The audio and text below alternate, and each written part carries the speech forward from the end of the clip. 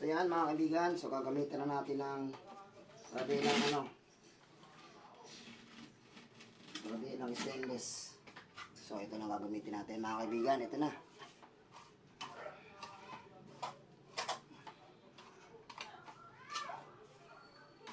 So kaya ako ginagamit ng ganito.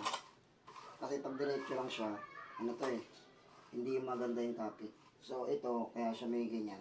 Kaya ang purpose nito para magkaroon siya ng wave. Para pag sinalpak mo siya, maganda yung kapit ng maganda yung kapit ng simento sa dun sa dry pack na ginawa ko.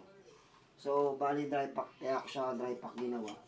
Kasi mas siya advisable kumpara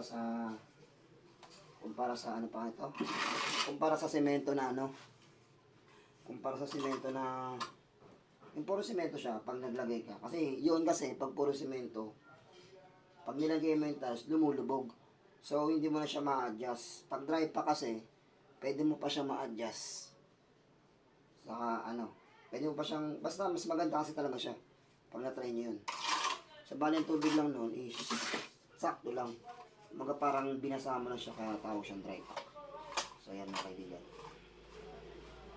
Ganyan ang itsura niya. Okay. So ayan na.